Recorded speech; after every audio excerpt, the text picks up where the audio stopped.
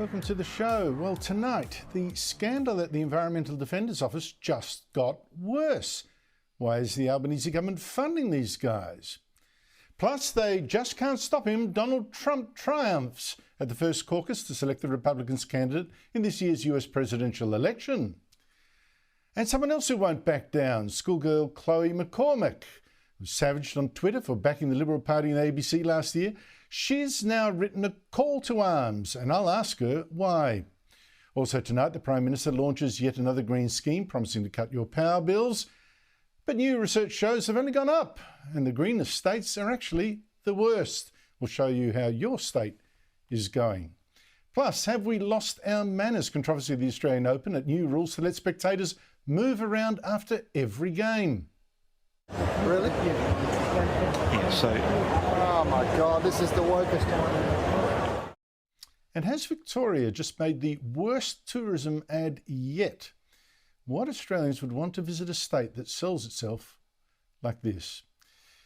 But first, the Albanese government is making us look not just helpless, but embarrassing. And China is watching. Let's start with the humiliating boast on Friday by Defence Minister Richard Marles. US and British submarines, fighters and warships had just struck 60 targets in Yemen, where Houthi Islamist rebels have been firing missiles and drones for months at ships in the Red Sea, gateway to the Suez Canal, to punish Israel. Well, Minister Marles announced that Australia had supported this very important military strike. This action was supported by 4 other nations: Canada, Bahrain, the Netherlands and Australia. Australia's support of these actions came in the form of personnel in the operational headquarters. We supported this attack, did we? In fact, the government couldn't even send one ship when the US asked last month for help protecting this critical shipping lane. We didn't have the sailors, it seems, or even the right weapons to shoot down the drones of some Islamist group. But you heard Marles say we did have personnel in the headquarters. But now we learn that this was just 2 Australians, probably behind some computer somewhere. Just 2? That's all we could spare for what the government itself calls a very important mission to stop the Houthis from cutting off the world's 4th biggest shipping lane, something that would hurt us too. Now, the Prime Minister today said, oh, give him a break. He's still on track to meet his promise to send another dozen or so servicemen to this operation. I mean, whoopee-doo.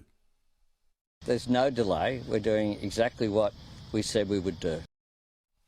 I mean, it's just incredible, isn't it? China has 370 warships and submarines. It's got an army of 2 million people. And they now see that we can't send a single ship to confront a rebel army and can't spare more than 2 servicemen for now, maybe 15 tops at a stretch, if you give us a few more weeks. Don't you think that makes us look dangerously weak? And here again in Yemen, we now have let the US and Britain do our share of the fighting and still hope that they'll come to defend us in our part of the world. We'll need that, because here is another story of our decline. News today that not only have we had to take one of our 8 Anzac-class frigates out of service because we're short of sailors, the Navy might have to take another 2 of those 8 frigates out of action as well. Now, the government is full of excuses, but short of solutions. We're being frank with the Australian people that we've got challenges, as do many militaries around the world, as do many employees around the world post-COVID. There is a significant strain on getting good employees, and we're working on that right now. Now, it is true that the Liberals also had hopeless defence ministers and a Prime Minister, Malcolm Turnbull, who just faffed around. But the world has suddenly got a lot more dangerous. There's now 3 hot wars in the Ukraine, Gaza and the Red Sea, with China threatening the big one, an invasion of Taiwan. I mean, British Foreign Secretary Lord Cameron now says it's the most dangerous it's been in decades. But everywhere you look, Australia is projecting weakness under this government, while a new alliance of tyrants, China, Russia, North Korea and Iran, which supplies the Houthi, spreads war from Ukraine to the Red Sea. But you look at Ukraine, it's desperately trying to stop the Russian invaders who are using arms from this alliance, Iran and North Korea. But our government has turned off the tap of military supplies for Ukraine. It's sending Ukraine no more Bushmaster vehicles. It's even dismantling our grounded Taipan helicopters rather than let Ukraine have them, for reasons it won't explain. Or take Israel, under attack from the Hamas terrorists, also backed by Iran. But from this government, Israel just gets more criticism. It's true, Foreign Minister Penny Wong is finally visiting Israel this week, 3 months after Hamas started this war by slaughtering 1,200 Jews, but she won't visit any of the places Hamas attacked. The government today knew it was looking awful, knew it. Yeah, just having a couple of backroom people help the US and Britain confront the Houthis. I mean, who are they kidding? So coincidence decided to re-announce today a small missiles deal, just $37 million, that it first announced actually last August. Like, this is the government being tough. I'm also announcing today that we'll be acquiring our first batch of precision strike missiles. These precision strike missiles have the ability to strike targets at up to 500 kilometres. This is ugly. It's not just that the government has a lack of action in getting the right weapons. It's not just the lack of action in supporting important allies like the US and Israel. It's not just the lack of guts in standing up to China. And it's not just the lack of action in recruiting the soldiers, sailors and airmen we need. You know what it also is? This government is also weakening us by meanwhile dividing us with race politics, trashing our history and our national identity, flying flags of various races with the Australian flag off to one side, and letting 81 councils stop celebrating Australia Day with citizenship ceremonies. And I think that's the heart of it, isn't it? A country that doesn't value itself can't defend itself either. And just when the world suddenly looks so dangerous. Last night, I criticised the Environmental Defender's Office, which for some reason is funded by this Albanese government. Today, I dug deeper. I've got to say, there's a real scandal here. Now, this Environmental Defender's Office, it's green activist lawyers who managed last year to delay a big offshore gas project in the seas north of Darwin by helping Aborigines from Tiwi Islanders in court. These islanders claimed an underwater pipeline from this project would annoy the rainbow serpent and the crocodile man, who, by sheer coincidence, lived in that part of the sea. It would also disturb graves and sacred sites of people who'd lived there more than 30,000 years ago, when the seas were much lower.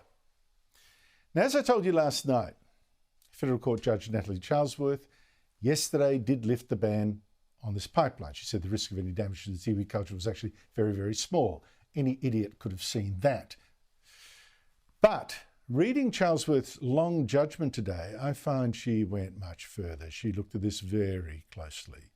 She was very scathing of this Environmental Defender's Office, funded in part by the Albanese government, and of the experts this office used to push this case that cost Santos $1 million in delays. And something really stinks about their tactics in trying to stop this massive project worth $5.8 billion. For a start, the judge looked at a meeting that this Environmental Defender's Office organised with some Aborigines against the project. She said a marine geoscientist that was hired to talk at this meeting lied to these Aborigines. He falsely said that identifying sacred sites underwater had helped him and others stop another offshore gas project. This was when he was actually trying to encourage these Tiwi Islanders to guess where these sacred sites were 30,000 years ago, in land now underwater, and identify them on a misleading map. The judge said, misleading map he'd made of the land back when it wasn't underwater. Now, the judge said this geoscientist, Mick O'Leary, lied to the Tiwi Islanders and did so because he wanted his cultural mapping used to stop the pipeline. She said, by the way, his map was worthless as evidence, and said this aspect of the case does indeed involve confection or construction, at least in part, i.e. fakery. She also said a video of the Environmental Defender's Office lawyer also talking to these Tiwi Islanders show her drawing supposed sites of cultural significance on this map in a line that could not, she said, in any reasonable view, truthfully reflect what the Tiwi informant had actually told her. Did it herself. On the judge went. An anthropologist that this office got to help block this Santos project seemed to be urging the Tiwi Islanders to think of stuff to stop it when he should have been neutral, she said. So is this really what a legal service, part funded by taxpayers, should be doing? Tricking up dodgy maps, using islanders to guess where sacred sites used to be in land that's been underwater now for thousands and thousands of years, confecting evidence, and all to stop a gas project of national significance. Joining me is our Tuesday commentator, Matt Canavan, National Senator and former Resources Minister. Matt Canavan, this to me is outrageous. Why is this government funding an office that's implicated in this kind of trickery? Well, that is definitely something for the Albanese Labor government to explain, Andrew. I like you, have read through this judgment today, and I've never really seen anything like it. It is absolutely damning and scathing of the tactics employed by the Environmental Defenders Office. They are not defending the environment. They are simply trying to stop jobs and prevent cheap energy from coming to the Australian people. They're doing so by tactics here that have been eviscerated by a federal court judge. As you say, you're absolutely right. The judge has conclusively proven here in this judgment that the EDO was misleading at times. She accused, as you said, an anthropologist of lying. In fact, that anthropologist admitted under oath that what he had told some of the Tiwi Islanders was not correct. And so the EDO has to answer questions here, as does the Albanese Labor government. The EDO's tactics have kind of been known for some time here, yet last year in their first budget in October, the Labor government gave this radical green organisation $9.8 million of your money. And that's what your money is going to fund. So while the Prime Minister's been out there the last few weeks saying that he cares about your cost of living and he wants to get energy prices down, on the other hand, he is slipping a green group that is stopping more energy being produced for Australians $9.8 million to use the most underhanded tactics to try and stop that from happening. It is an absolute national scandal, and this funding must be stripped from the EDO. I totally agree with you. I've got to say that some of that funding it had to share with another similar green group, but still, I mean, you can't fund this kind of stuff, right? To me, the lawyers like that should be representing. Seemed to me, in part, that they were coaching, that they were actually using the Aborigines rather than representing. That's how it seemed to me. But Matt, can I take you back, because this is really important, I think, to what I talked about at the top of the show. It's this weakness the Albanese government is projecting militarily, snubbing allies like Israel, not sending a warship to the Red Sea, just sending 2 servicemen instead initially, not being able to crew one of our Anzac frigates, maybe even 3 of them. Your response? Well, look, it's another national disgrace, really, that we can't properly assist our allies here in a mission as important as this. There's been these effectively piratical attacks from Houthi rebels that are crippling world trade. Our allies in the US have asked for Australian assistance, and well, all we've been able to provide them apparently is 1 or 2 staff. We haven't even provided the staff. We said we'd send them about a dozen or so staff, and we haven't even done that. I mean, what is going on with this government? They've been slow to get over there to the Middle East to respond to this. They haven't provided a really comprehensive response and assistance to our allies. It's really embarrassing. Our country is being embarrassed by this government right now, that not more can be done here to contribute to the world's peace and security, as we have done in many times, including former Labor governments. I mean, Bob Hawke participated in the first Gulf War. This is a bit of I don't know, the Anthony Albanese government here seems to be a backward step for our nation and certainly not progressing our national interest. Matt Canavan, well said. Thank you so much for your time. Appreciate that. I've got to say, by the way, the Prime Minister and the Energy Minister, Chris Bowen, were today selling a new green scheme as well, you know, to help the poor buy things like solar panels with our money. And again claimed that green energy was cheaper energy. This is a commitment that will assist 30,000 households to get access to the cheaper energy that comes from clean, renewable energy. Do any of you still believe that? When a new study by St Vincent de Paul and Elvis Consulting on electricity prices last year showed the biggest price rises for electricity last year were in the greenest states, up 28% in Victoria, up 22% in South Australia with all its wind farms, then New South Wales and Queensland, 20%. I mean, seriously, green energy is cheaper. America, what a big day.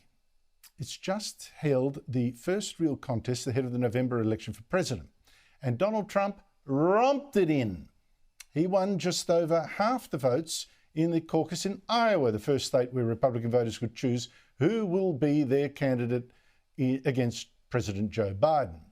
Now, Trump streeted his two main rivals, his former UN Ambassador Nikki Haley and Florida Governor Ron DeSantis, who are left neck and neck this part through the counting, and way, way behind. Well, DeSantis was full of excuses for not doing better, while Nikki Haley predicted DeSantis would soon have to end his sinking campaign. They spent almost $50 million attacking us. No one's faced that much all the way just through Iowa. The media was against us. I can safely say tonight, Iowa made this Republican primary a two-person race. And more good news for Trump. Gadfly entrepreneur Vivek Ramaswamy got just 8% in this caucus. He pulled out, saying he'd now support Trump, who was so confident that he praised his rivals as he declared victory and promised two things above all when he became president again. First, to drill for more oil, and second, to close the Mexican border to the 2 million illegal immigrants now crossing into the United States every year under Joe Biden. We're going to seal up the border because right now we have an invasion. We have an invasion of millions and millions of people that are coming into our country. I can't imagine why they think that's a good thing. It's a very bad thing. I think it's a group of people that are probably larger in number than New York State, and we can't have that. Two American stations, MSNBC and CNN, cut him off when he started talking like that. They don't want to hear what might resonate with voters. Joining me now is Sean Spicer, who was Donald Trump's first spokesman in the Donald Trump White House. Sean Spicer, thank you so much for joining us. Donald Trump has got half the vote, just over so far. What does that tell you? Well, it tells me he's got a lot of support. Look, I think it's important to keep history in mind. The largest victory that anyone's ever won the Iowa caucuses is 12.8% with 41% of the vote. Trump is going to exceed both of those numbers tonight. That's got to make his campaign feel very, very good. It's one thing to win. It's another thing to win decisively. And tonight looks like a decisive win for Trump. If he can keep and maintain a lead of over 50%. Look, as the night goes by here in America and people start going to sleep, they're going to be going to bed with Trump over 50%. Now, we've seen in the past, in the last several cycles, that it might take a few extra days for the final results to come in. But the prevailing narrative, Andrew, is that Donald Trump had a great night tonight. And I think that's great for his campaign. And as long as Nikki Haley and Ron DeSantis remain close to each other, it looks like they'll both fight to live another day. That's also good for Trump. If you're Donald Trump right now, you want to keep this a multi-candidate race. You don't want this coming down to, for example, Trump versus Haley going into New Hampshire, where it's only, it's 8 days away. The longer that people have an opportunity to create a narrative, a one-on-one race, that doesn't help Trump. He wants to wrap this up as quick as possible. Look, we have two races in the month of January, Iowa, New Hampshire, for a total of 62 delegates. You need 1,215 to win. We only have two more races with delegates at stake in the month of February. And then it is March when over 1,500 delegates are at stake. What Trump wants to do is eliminate the competition before it even gets to Super Tuesday. But once it does, on March 5th, He's the only candidate right now that has the apparatus to run what's the equivalent of a national primary. Yes, Nikki Haley's big hope was that she'd come in comfortable second. That doesn't look like happening. They're neck and neck. She's neck and neck with Ron DeSantis. She would hope that he'd drop out and then she'd clean up his support. That's not happening. All good for Donald Trump.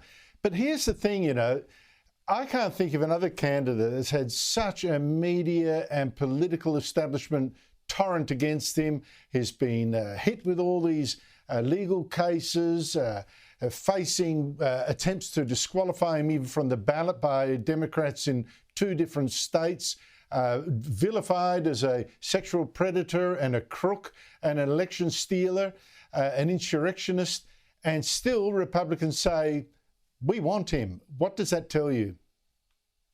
That tells me that results matter. And look, when you contrast, most elections, Andrew, are hypothetical. I'll do this, I'll promise you that. What we are shaping up to have in America is a race where it's a strict contrast between 4 years of a Trump presidency and a Trump administration and what will be close to 4 years of a Biden administration. And if you look both domestically and internationally, there couldn't be a sharper contrast. President Trump will go out and say, I was, you know, energy secure as a country. We didn't rely on other countries. Our border was secure. Our economy was in better shape. More people were at work. The interest rates were a lot lower. Gas was a lot lower. And foreign policy wise, we weren't involved in incursions. Putin wasn't invading another country. Iran wasn't going nuts. Hamas wasn't firing rockets into Israel. China wasn't as provocative as it was, and certainly wasn't openly talking about taking over Taiwan the way it is. That's a very, very sharp and concrete contrast between the 2 campaigns. And I think the American people, when you look at the polling, start to say, I might not have liked all the style of Donald Trump and some of the rhetoric, but I like the results. I was safer. I was more prosperous. My cities were better. My counties were better.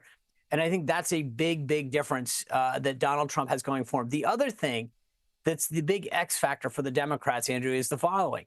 We had a poll come out this weekend by ABC News where only 28% of Americans said that they thought that Joe Biden had the mental prowess to be president, right? They don't believe. And the problem with that is that nothing gets better with age unless it's cheese or wine. And right now, Joe Biden is suffering, you know, just the reality of becoming and getting older, both mentally and physically. I think one of the key questions here, Sean Spicer, is this. We're talking about how the Republicans feel about their candidate. What would Joe Biden, with his doddery, you know, performance and what you've just said about his foreign performance, which I think has been terrible, the domestic scene, the economy is not looking that great. He looks at today at Iowa at the strong support for Donald Trump. Is he glad or sad? That's a great question.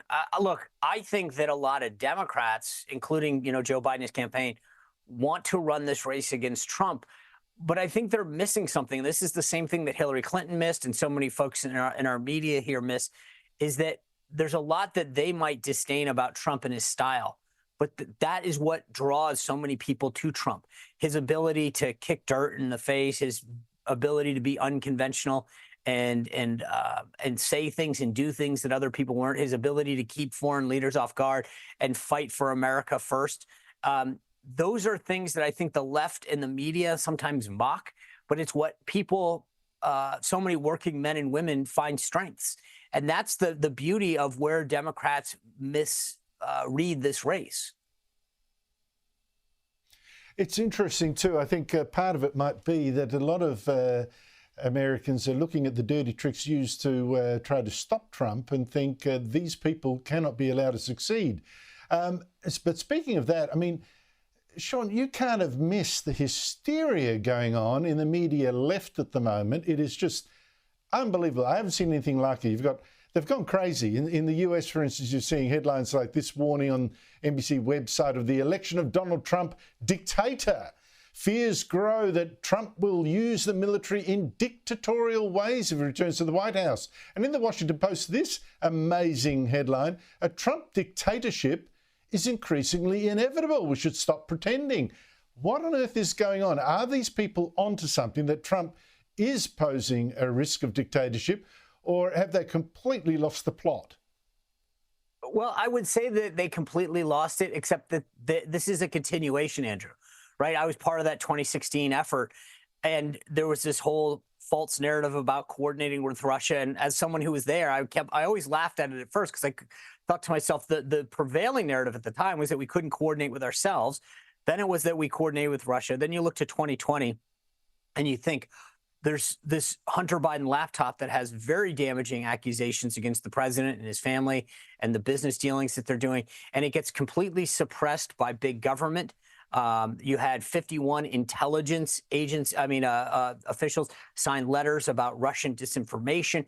All of this stuff, they will go to no lengths to stop this president. And now we're seeing not just the headlines that you pointed out, but efforts to use the 14th Amendment of our Constitution to keep the president off the ballot, to not let democracy. And so, again, think about this for a second.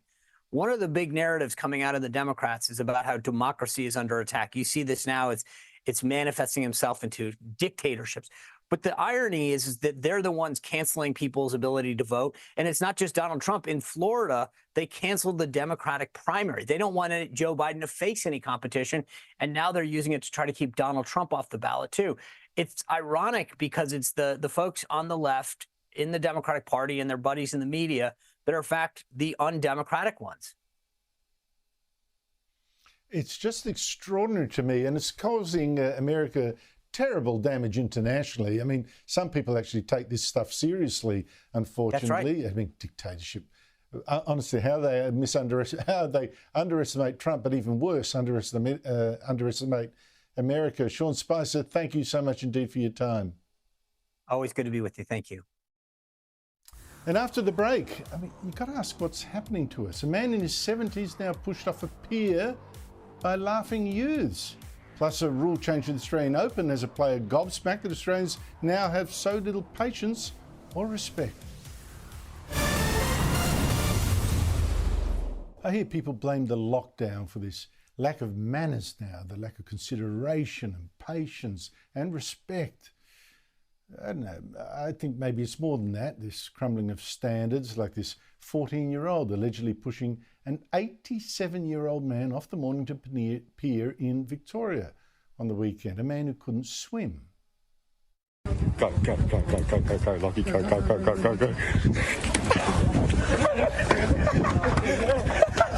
Yeah, the point! Passers-by apparently saved the man. The boy's now been charged.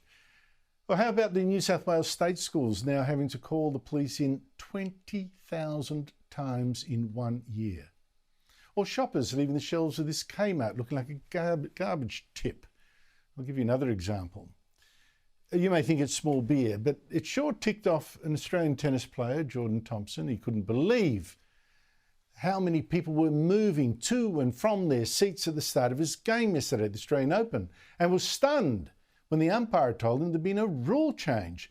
Spectators now don't have to wait anymore for the players to change ends when there's more time to shift your seat. The end of any game is now enough. Really? Yeah, so... Oh my God, this is the wokest time. Here is Thompson after that game, which he did win. How many years have we been playing tennis?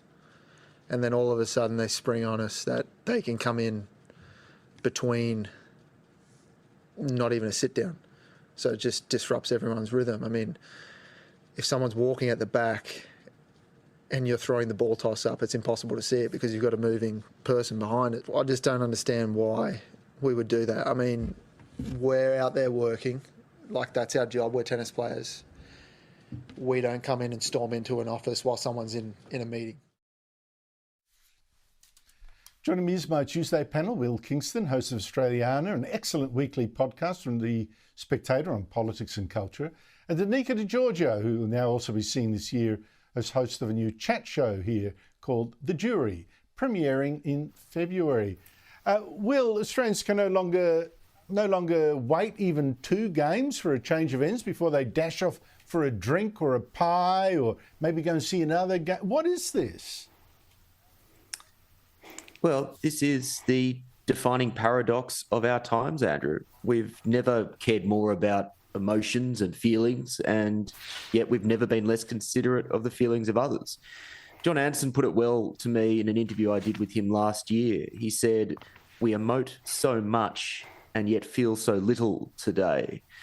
Now, I think it's partially this warped individualism that comes with identity politics. It's all about my sense of victimhood. It's all about my place on the intersectional ladder. And it's partly the decline in institutions, from community groups through to religious organisations, that made us think about the collective, that made us think about our place as part of a whole. I'm not sure there's an answer here, but I think you've hit on something. I think it's quite sad. We just aren't as nice to each other as perhaps we once were. Danica, what do you make of it? Well, I completely agree with Will. I mean, in the end, I'm no expert at tennis, and I know we're using this as an example, but you go into a tennis match and you could hear a pin drop there. It's like a complete echo chamber in there. In the end, they're the professional athletes. They're the ones doing the work. And you've got Tennis Australia now pandering to the pundits just because they want to go get a beer and they want to go get a pie. That's fine. Wait outside, wait your turn. If you go to the theatre, for example, you get locked out until a break where the actors are not on stage, they're changing the set. All you have to do is very simply, politely stand outside, watch it on a TV. Andrew, it's about having patience, and we simply just have lost that as a society. I find it amazing that it's being trialled in Australia. Not amazing, I find it actually quite telling. But Will, I'm excused from saying, the people today aren't as respectful as when I was, because I'm in my 60s. You're half my age. But you actually said something similar just before. Do you think there's actually a wider lack of respect? I mean, footage of a giggling 14-year-old allegedly is being charged, pushing an 87-year-old off a pier while his mates are apparently laughing and happy to post it online. I mean, what does that tell you? Well, I think social media plays a role in this, Andrew. I think it's easier to behave appallingly when so much of your life is online and it's performed through digital avatars. I think you pointed at the lockdowns. I think the lockdowns played a role, and I think just more broadly, the fact that so much of our lives are spent on screens away from day-to-day interactions with people means that we think it's more acceptable to behave appallingly in this sort of way. Again, there is no easy answer here, but I think it's certainly a phenomena that is playing out across Australia. Now, Danica, more of that race politics that is so divisive and so frustrating. I mean, Lyndon Gannon, he's a Liberal in the Sydney City Council, spotted during a Zoom meeting with the city's flag in his office. Apparently that's not allowed to stand. While he was out, council staff took it because the council has banned this ensign that's more than 100 years old because it, quote, contains no acknowledgement of First Nations people. Is that fair enough? No, it's not fair enough, Andrew. In fact, I'm not surprised by this. This is a sort of behaviour that we've come to expect from the woke Lord Mayor of the City of Sydney, Clover Moore. I wouldn't surprise me if she goes after the Australian flag next. I just think it is a comedy act, and it's ridiculous that we now have the City of Sydney wasting ratepayers' dollars going around confiscating flags, taking away flags, and to put the cherry on top of the cake, now they're conducting an apparent review into what is on these flags simply because there is a ship on a very old and a flag that has been there for a very long time. This is a sort of nonsense that bleeds this council. You need look no further than New Year's Eve fireworks. It was, quote, a display of black power. The council's now gone on to ban citizenship ceremonies on Australia Day. I just think it's ridiculous now, Andrew, that flags are now no longer politically correct enough. It's ridiculous. Tell me one person's life who's been improved by this kind of woke gesture politics. But speaking, look, we should be actually grateful in one sense that it isn't as mad as it is in some countries, bad though it is. South Africa, it's taken Israel to the International Criminal Court of Justice in The Hague, accusing it of genocide against Palestinians. Well, leave aside the fact that the claim is clearly false. Should South Africa actually first look at its own house when the leader of its third biggest party says killing whites could be good and leads crowds in singing "Kill the Boer, kill the farmer," and nothing is done to him. Here he is. Shoot to kill Hamas, kill the poor, the farmer, kill the poor, the farmer. Brr, That's, of course, Julius Malema, a very odious man.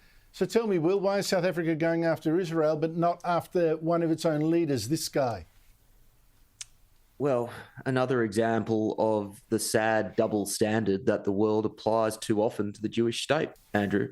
South Africa were nowhere to be seen when the UN was condemning the Chinese for their treatment of Uyghur Muslims, or they were nowhere to be seen after the invasion of Ukraine. In fact, the South Africans have conducted joint naval exercises with both the Chinese and the Russians in the last 12 months.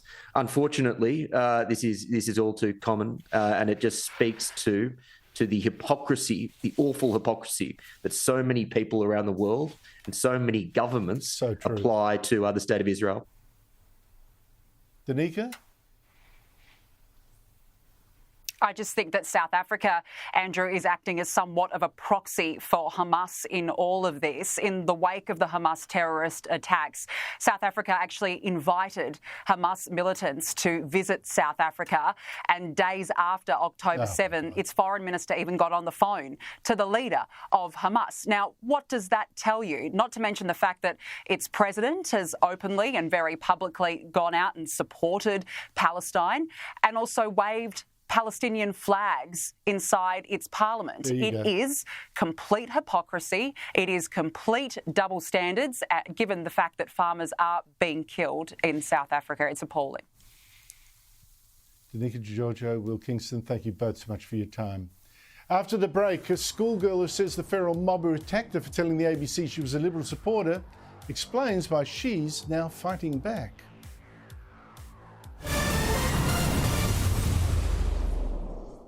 Last year, Chloe McCormick, a Year 11 student from a state school, went on the ABC's Q&A and dared to say that she was a Liberal supporter with Liberal values. Yeah, well, I'm a grade 11 public high school student, and, recently especially, it's become pretty clear to me that one side of the political sphere is pushing a bit of an agenda within schools. And, when this started happening, I thought, okay, I'm going to evaluate all the parties, see what they have to discuss, to offer, and it became pretty clear to me pretty quickly that my values aligned with the Liberal Party, and that was because of two main reasons. The first one, the Liberal Party's dedication to equal opportunity for a diverse Australia. My mum, she's an immigrant. I've witnessed her immigrant story, and this is definitely true and really important to me. And equally so, Liberals, belief that the family environment is most effective to allow us to reach our full potential. I thought Chloe made perfectly good sense, but oh my God, she shocked the ABC audience and she disgusted social media, which was feral in attacking her for this. I won't repeat the abuse. You might remember I interviewed Chloe afterwards about that pack attack, calling all sorts of names. Well, there's some very good news to start the year. Chloe has not been intimidated. In fact, she's just written a call to arms for Sky News Online, for our website, a call to arms saying she's not going to be a victim of the left. Chloe McCormick joins me again. Chloe, great to see you again in this new year. Why did you write this piece? Well, our country is changing, and for me, I feel like a lot of things that are really important to me, they're starting to disappear. Like what? The Australian dream to be able to buy your own home. Right now it seems like a dream to even be able to rent your own home, to rent a home, even rather than be able to buy a home. And yes, sure, I'm living at home with my parents. I'm fine, I don't have to look to rent. But I have a lot of friends, they're starting university, and they're struggling to find a home that they can share with their friends and be able to afford. And the cost of living crisis, the housing crisis, it's not making it any easier to achieve the Australian dream. I think that dream's really important because I think buying a house is a civilising virtue, particularly for young men. It makes you have to settle down and have to be responsible and meet your bills and get a job and all that kind of stuff. So I actually think it's good. Plus a sense of connectedness to a country when you own your own bit of soil. But you actually started by saying you wouldn't let the left intimidate you. So first of all, what did you go through after you went on Q&A? Well, after I went on Q&A, everyone found out that I'm a Liberal supporter, and, I had a lot of people challenge me, but I was really elated. I had a lot of people come and support me, and Andrew, I've got to say thank you to you. You were a great support, and I really appreciate it. Oh, look, I was only paying tribute to your courage in standing up, because it's not easy. But what did that lesson, because honestly, Chloe, a lot of people tell me, oh, I don't have the courage to say what you say and all that. And I say, nonsense, you do have the courage if you really wanted to, because the attacks brought off a duck's back. What did you learn about the attacks that you got? How did it affect your life? Well, what I learned is when you use your voice, you find that you meet other people that also think like you. That is so true. And you give them courage, and suddenly you find, instead of being the only one, you're one of a crowd. So, Chloe, I really respect what you've done. Your parents must be as proud as Punch. And I urge people to read your piece online. Thank you very much, Chloe McCormick, for coming on the show again. And good luck to you. You're going to hear more from her. Mark my words. After the break, a cruel attack by one... Oh, speaking of pack attacks on people who don't conform to the left, a cruel attack by one of the world's leading magazines of the left on J.K. Rowling, the Harry Potter person, vilified for thought crimes. Plus, who wants to see Victoria after this latest ad?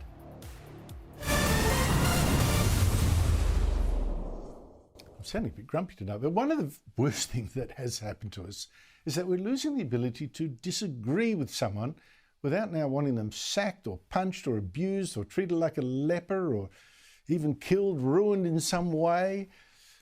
And a lot of this shift is actually coming from the left. I'm sorry, yes it is.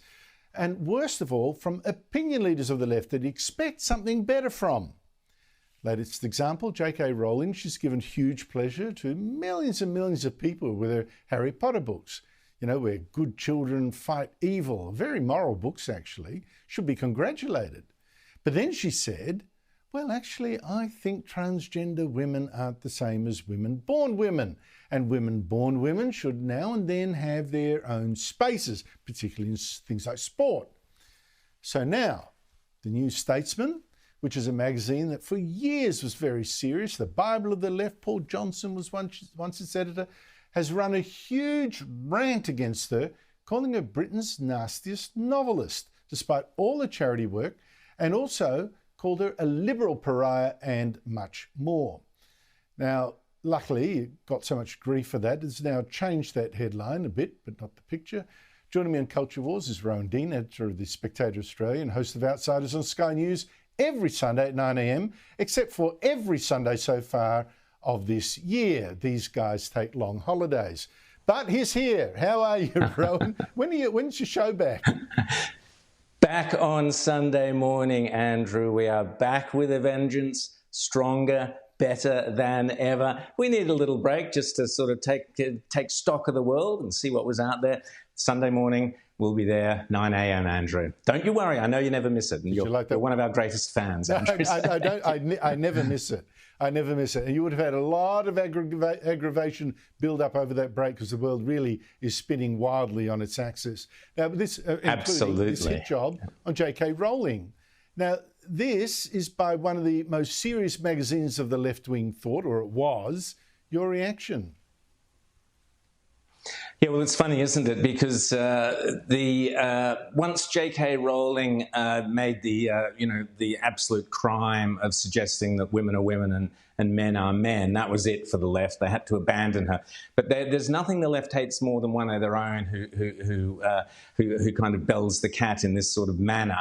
What really upsets the left about J.K. Rowling is she was so popular with children, courtesy of Harry Potter. So they had to denigrate her, and even we saw the actors who made their fame, their money, their wealth, their celebrity out of appearing in J.K. Rowling's films. They also attacked her, which just shows you that the left Their loyalty is always to the left ideology. It's never to individuals or people who have helped them along the way. But what is fascinating about the article in the New Statesman, yes, it's a magazine of the left that does that. I guess they could call it the New Stateswoman, or maybe they could call it the New States Transgender Woman, because that would then take us back to the New Statesman. Well done. But That anyway, caused confusion.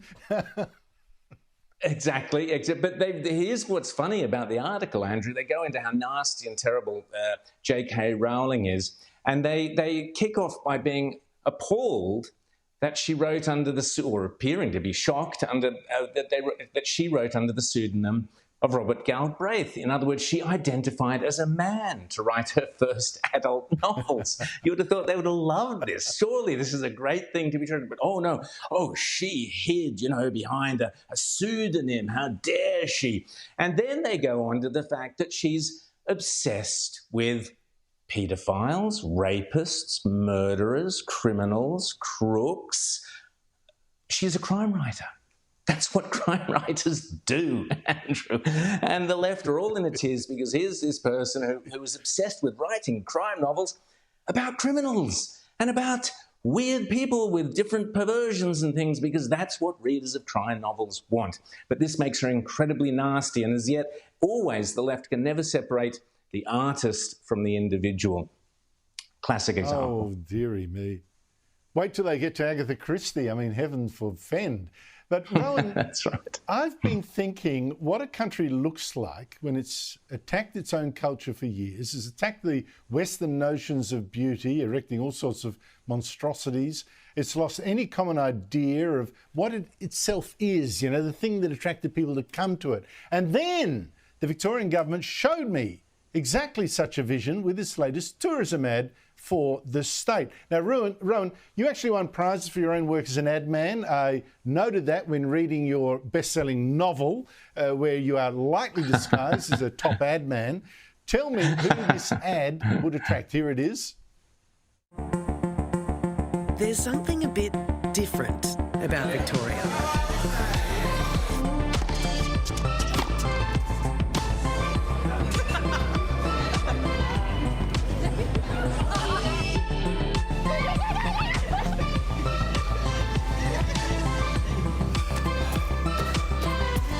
Just a little bit different. Victoria. Every bit different. Rowan, who's that going to attract? Well, clearly they're after the, pink-haired mob, the cafe latte, kale-eating crowd. They claim that Victoria is a bit different. There's plenty of other places in Australia that can boast their progressive inner-city coffee crowd. But what amused me about this ad, Andrew, is they start off with the claim that there's something a bit different about Victoria. Well, this is true, and it's always good to have an opening line that hooks you in, because and a credible, believable line. But what they then fail is to deliver. For example, where is the scene outside the cenotaph with rubber bullets being fired at people simply for protesting about vaccines? Where are all the shots of those beautiful kind of progressive modern scenes of people delighting in the absence of public housing to live in doorways in the CBD? I mean, that's Melbourne's right up there in the vanguard of offering its open spaces to the homeless crowd and seemingly being incapable of giving them any public housing. And also, no trip to Victoria is complete, Andrew, without a visit to the NGV, the National Gallery of Victoria, where you learn, for example, that some of Australia's greatest painters and artists back in the 1800s, when they were painting idyllic scenes of beautiful bush and Indigenous Australians enjoying being by the river or whatever it was, you then have a note next to the painting telling you that the painter back in 1860 got it all wrong. He didn't know what he was looking at. In fact, there was a massacre further down the river, and that's what he should have focused on rather than this idyllic paradise that he painted. So you also have an ability in Victoria where the curators of your galleries and museums are so far-sighted and foresighted that they can actually look back into the past and tell the painter what he should have seen when he was doing his painting. It's an amazing place, Victoria. This is progressive Australia at its very best, Andrew. So, take the ad, run with it, Victoria, and let's see who it attracts. Oh, for heaven's sake. We've got so much lovely artwork here, and they picked, I don't know who that was, I think Paul Pacini or something like that, some hideous monstrosity that you've got to look at instead of a Streeton or something like that. It's just terrible. And pitched at hipster dudes that have got no money anyway, instead of people with a bit of money than taste. Rowan Dean, thank you so much for your time. That's it from me. Coming up next is Sherry Markson. Good night.